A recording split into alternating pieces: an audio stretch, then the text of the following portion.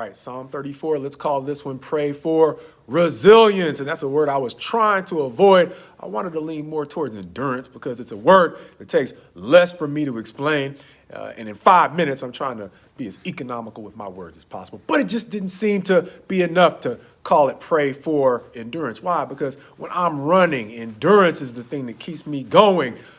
Even when nothing is actually knocking me down or attacking me. Resilience, however, is that thing that drives me to keep getting up no matter how many times I keep getting knocked down. And so it seems to be toughness on top of endurance, which is what David seems to be appealing to in this chapter, which seems to follow that familiar pattern of David offering up praise, then recalling the reason for praising God for whatever God had done for him in the past as a basis for then asking God to do a certain thing in the future, understanding that this one is going to deviate from that pattern a little bit because in this chapter, it's going to seem that David is asking us to at least consider what God is offering us before dismissing it as not for us, understanding that most of what God is offering us is a second chance and probably not just one, understanding that the entire psalm is set in the context of David getting a second chance after he was essentially at the mercy of his enemies, the Philistines. And in that context, Psalm 34 starts off with,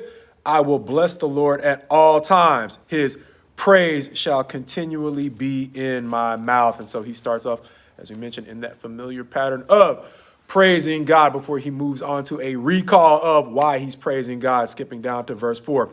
I sought the Lord and he answered me and delivered me from all my fears. In this context, the Philistines. Understanding that David defeated a pretty big one in Goliath, but even David, wasn't a match for the entire Philistine army. And he might have felt like he was facing the whole army as he was before their king, Abimelech. And he escaped that. And so understanding his recall of how God had delivered him, he has praised God. And like we said, he is going to ask not necessarily God for anything this time. He's simply saying thank you. But he is asking us to consider whether or not we have any circumstances that God could help us out with too. And as usual, David challenges us to realize if we have already been through circumstances that we know God got us through, what kind of people should we be moving forward? Like we saw in previous chapters, once we get the mercy, who are we going to be after we get the mercy? Once we get the forgiveness, and not just the forgiveness and the removal of shame, but a situation where in spite of our shame, God might have restored us to our former glory. What kind of people are we going to be in this chapter where he is essentially going to say, I am not just a man of second chances. I come from a people of second chances. My paraphrase, of course, but maybe you'll see why as we go to verse 12 of chapter 34. What man is there who desires life and loves many days that he may see good? Keep your tongue from evil and your lips from speaking deceit. Turn away from evil and do good. Seek peace and pursue it. And the reason why I say David comes from a people of second chances is because this passage reminded me of his forefather, Judah, understanding that David came in the line of Judah.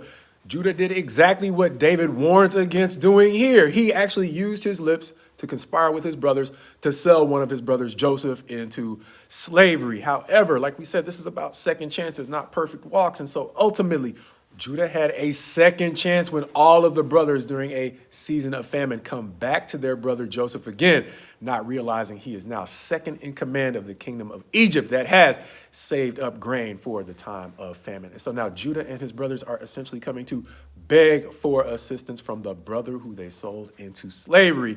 That brother who now wants to reconcile deep inside, but he does not trust his brothers because of how shady they have been in the past. And so he is going to put them to the test. He is going to keep his younger brother Benjamin in custody to see whether or not they have really changed from the days when they were willing to sell him out simply to have life be a little bit easier for them. And so confronted with this second chance, Judah steps forward and offers his own life in exchange for the life of Benjamin, believing his father would not survive the grief of losing the only other son born to him by Rachel.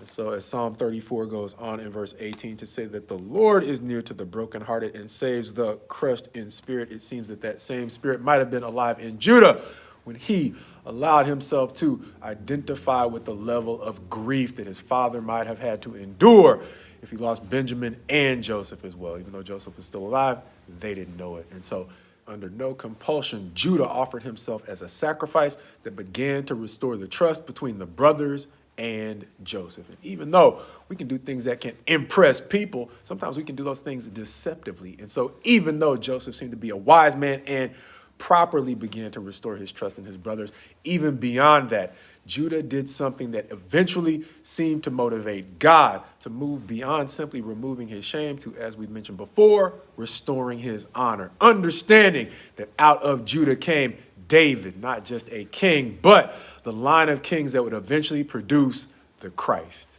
And so when this chapter goes on to conclude in verse 22, the Lord redeems the life of his servants.